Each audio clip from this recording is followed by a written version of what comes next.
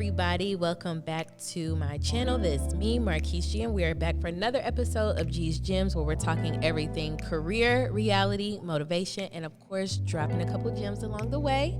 We are back in the Melly showroom, and I'm with Tyrus. Say hi. There's the hand. We are just talking about different lessons that I've learned in this past year as I creep up on my birthday. So today we're talking about why I had to stop helping people. So this is kind of a career-related topic, I guess. So I mentioned prior in a couple episodes how I started my business G4 Unlimited back in 2020 during the pandemic. So when let me rewind back. Before I started my business, I knew that I wanted to go into business. I didn't know exactly what or how I was going to do that. Like I've said before, I really wanted to get into the event planning space. I was never really drawn to it in the usual way that people are introduced to event planning. So normally it's like birthdays or weddings or some sort of corporate event or something like that. I was never really drawn to it in that way. I liked certain elements of those things, but I just wanted to do something a little bit different. But I still couldn't figure out what that was or what it looked like. Obviously, people say it's always hard to do something when there hasn't really been a blueprint for it or there's not a name for it. And so I found myself, as I was starting to begin to try to piece it together of what that meant and what it looked like, every time I would explain it to people, I would just get this kind of kind of confusion, to the point where sometimes when you do that, it can, one, become frustrating because you believe in yourself so much and you know that what I want to do is possible, that you get frustrated explaining yourself all the time and getting the same kind of dumbfounded response a little bit. And then it can also become discouraging because you then start to feel like people don't believe in you, or no one's really going to help you or try to help you figure it out. So a lot of my friends at the time, of course, 2020 was a big year for people to start, starting their own businesses and stuff. And I started realizing that when I looked at other people's businesses, I would have all these ideas of things that, they could be doing, they should be doing to grow their business or promote their business, things of that nature. So, sorry, y'all. It's cold. I'm a little congested and stuff, so the air is dry. I can't take it. But I started having all these ideas and visions of certain things for other people's businesses. And so with some people, I would start to share it with them, especially if they were closer friends, like, oh, you should do this, or, something like that. And so after a while, after I'm sharing and some of the things I'd be like, oh yeah, I would love that. That would be dope. Some of the things we would actually start planning it and getting it together, but we would never get to the execution phase of things. And for me, even though I knew this is still somebody else's business and their dream, I would start to get frustrated because I'm offering so much, which is a part of my dream and my vision, and it's not happening. So it started to feel more and more like my personal dreams were never going to happen. So then when I actually started G4, and like I said, G4 really started as a speaking and coaching brand more than I was doing events, because it was just a little bit easier for me to get off the ground than the event thing was. I started to realize that, I actually have, a gift. I have knowledge, I have passion, I have desire for something. So it would be more beneficial for me to invest that time and energy that I was putting into other people into my own thing.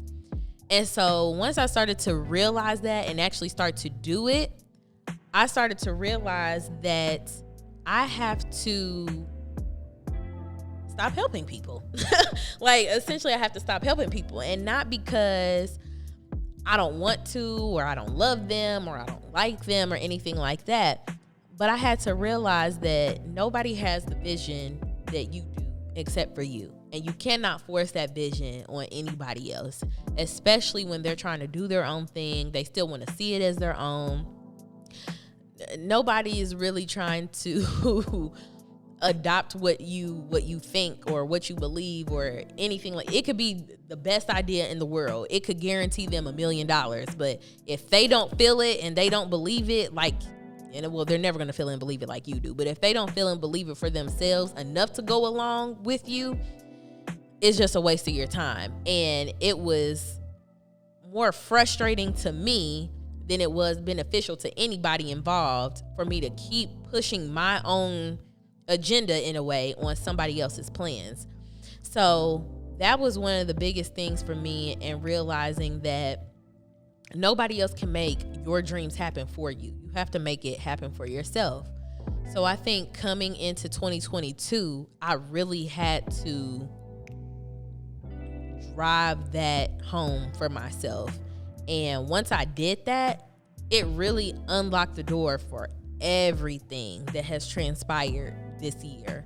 I was getting some opportunities before this year, but when I really full force said, you know what, it's now or never, I have to put myself out there. Nobody's going to, one, know, understand, or believe in what you do if you don't produce anything for them to see. And we know that we live in we go by sight before we just go off intuition type of society. So, which sometimes is a little unfortunate, but most of the times people have to see something before they, bite the bullet and buy into what you have going on. And so in that, I realized that, of course, there's a lot of fear when you're going into anything that's new, but particularly in entrepreneurship, there's a lot of fear of putting yourself out there and like, how will this be received? What will people say? How will people respond? How long will this last? Like, there's all these questions that you have. And I felt like initially, if I could just get myself behind a couple of key people, I'll be okay. But then I had to realize, one, I have way too much personality for that. That's number one. Number two, again, the vision that I have is for me. It's my vision, my purpose, my dream, my reality. So trying to do this behind somebody else, it's never going to work. It might work for a little while, but eventually I'm going to be unsatisfied. I'm going to be unfulfilled, because then it's going to morph into something that's not what I actually want to do. It's going to morph into something that's more pleasing and more serving to whoever I'm working for or working with. So that's when I really had to get out of the mindset of trying to really help and advocate and push for other people. Another thing that I had to realize was that you can't want something for someone else more than they want it for themselves. Because a lot of people will say, oh, I want this, or, oh, I want to do this, or what do you think about this? And you could sit there for hours giving them all the advice, all the tips, all the resources, but unless they actually decide to act on it themselves, nothing's going to happen. And it, again, is going to be more frustrating, more aggravating, more annoying to you that, look, I'm giving you the blueprint, the keys, everything. Like, what are you doing? But again, it's not for them. Like, and again, I keep relating this to entrepreneurship, but even as a career professional, if there's something that you want and something that you're going after, it could even be, wanting to move up in your company or wanting a new position, and you could give them all the best interviewing tips. You could give them the nicest outfit to interview in. You could literally deliver them right to the direct boss who's hiring for that position. But unless they put in the effort on their end to get the job done, nothing's going to result from it. And then another thing that I had to realize as G4, started to mold and, shift into what it is now and what it's becoming, and me being kind of like a focal point of networking, I had to realize that relationships are everything. And especially with me, I'm, connecting people and resources and all this stuff.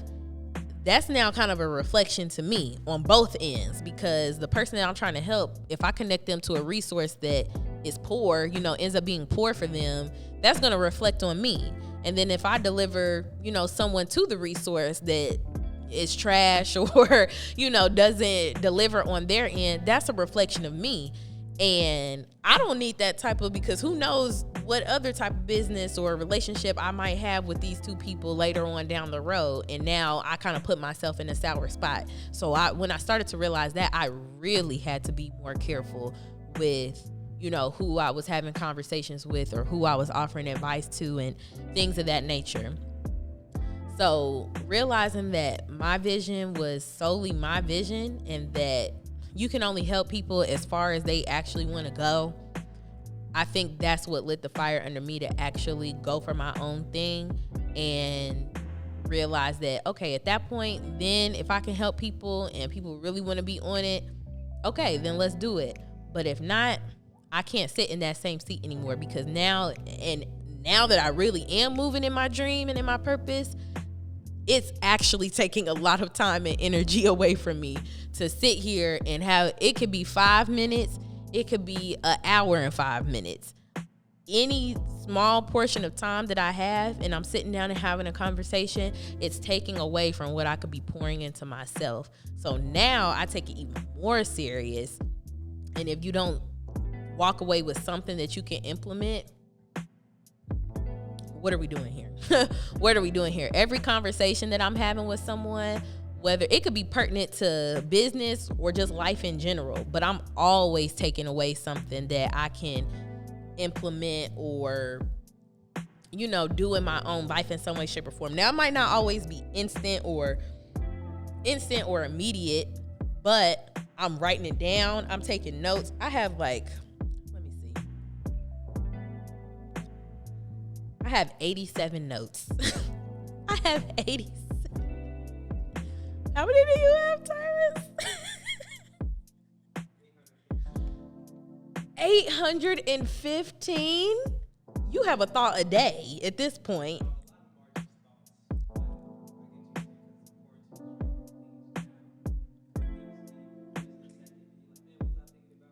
Literally. Yeah, but 800 tires, I'm gonna need you to go ahead and clean them up. You just clean and you still have 800? Oh my God, this is terrible. We need to work. I'm trying to see. I think my earliest note goes back to April 22nd of 2020. Yeah, this is wild. Yeah, I definitely got to clean this up because I definitely don't need a whole lot. I have notes from before I even started G4. I have a note that says G4. That's crazy. This was my announcement. This was my announcement for when I first started G4. That's crazy. Oh, I can't wait to go back to memory lane. Any Hoosier. Right, how many notes do I have? Everybody checking. Yeah, so the homework for this episode is put in the comments what your oldest note. No. Put in the comments how many notes you have in your notes. So, okay, and let me be, well, I don't know. I don't know how Androids work, so I don't know how their notes work. Either way it goes, I have an iPhone, so I'm specifically talking about iPhone users, but Android people, however y'all notes work. In your notes, see how many, it'll tell you if you back out all the way, it'll tell you right here in notes. Y'all probably can't even see that far, but, or where you see all your notes right here, it'll tell you at the bottom how many notes you have. So put that in the comments and then tell us how far back. So scroll all the way to the bottom and tell us how far back your notes go. That's crazy. This is the IP number for my Roku. That's ridiculous. That's absolutely. Yeah. No, because I still have the Roku. I put it in there because my Roku stopped working one day, and to reconnect it to the TV, you need the IP address, but you can only get it if the Roku's working. It's ridiculous. I don't know. Anyways. What are we talking about? Why I stopped helping people? But yes, you should be getting something from every conversation that you're having in some way, shape, or form. It should be beneficial. It should be a mutual exchange. It should be serving a purpose in some way, shape, or form. And again, especially at this point that we're in life, like we just don't have a lot of time, and for whatever reason, whether we have jobs, we have businesses, we have families, we just have hobbies in general we're trying to do. We just don't have a lot of time. And I think I've started learning more and more how to value my time a lot more. And again, that's another one of those boundary setting things. We talked about boundaries in the previous episode. How I value my time has become a big boundary of mine, and it really helps weed out,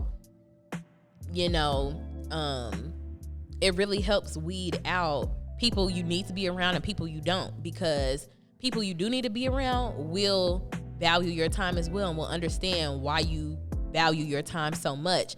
I remember when I think I had first started like, this is before we worked together, but when I had first met Murdoch and we had started talking and having meetings and things like that, getting to know each other, he would always send me his Calendly. And I used to be like, why can't we just say like, hey, I'm free this day at this time? And I didn't understand that because that's how I operated. You know, I was a big like paper planner person, so I would have to communicate that anyway. But he was very big on, he was like, yeah, let's meet, let's get tea or coffee or whatever. You know, he's a big tea person. And he would send me his Calendly link. And I'm like, bro, what are we doing? Like, why are you sending me your Calendly link? But now hearing him talk about how much he values time, you know, and he does not play about time. Oh my gosh. It's kind of stressful for me because I'm notoriously late for a lot of things. I'm doing a lot better in life now, but still probably going to be a little bit late. But I now understand so much why he does that. So I still, you know, will verbalize my free time for certain people. But other people, I'll be like, hey, this is my Calendly link. That lets me know how serious you are. You know what I'm saying? Because it doesn't take a lot to go click the link, find the time, boom.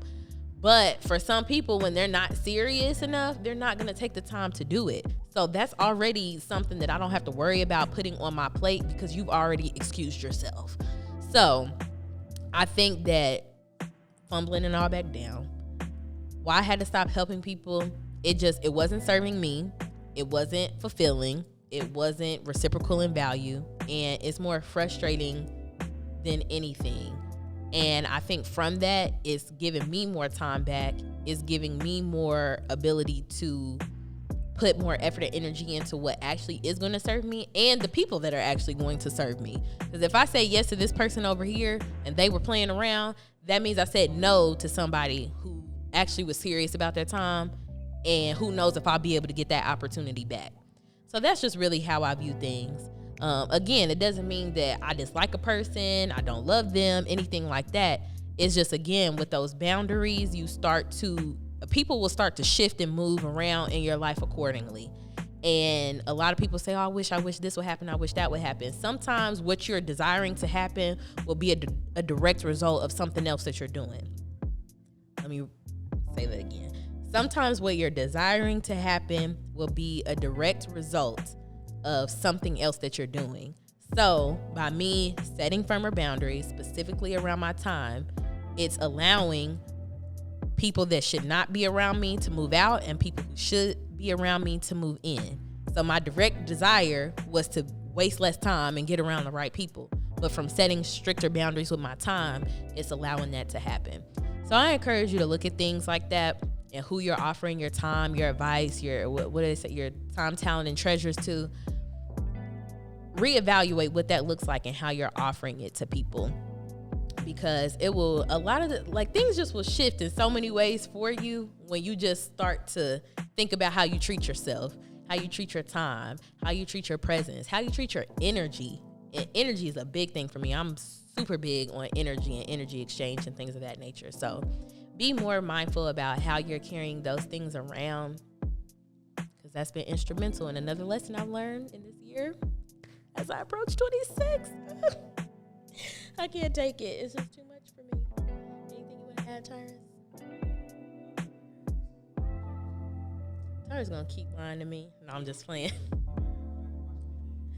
I hope so. If y'all would go back and rewatch these again, please let me know, because again, I just be in here flapping my gums a lot of the times. Again, talking about myself and what I'm going through. But the goal is that it's helpful. And we can have discussion about it. So if you have questions, you have comments, anything like that, anything you want to contribute, add, or anything you want us to talk about, please put it in the comments. If you're going through something, if you're having a quarter life crisis, let me know, because you're not alone, okay? Put it in the comments. If you don't feel comfortable it being public, send me a DM or whatever the case may be, and we'll definitely have a good chit chat about it. So thanks again. Make sure you like, comment, subscribe, share, however you support and do all those things. Shout out to Melly. Shout out to Tyrus. And we'll see you next time.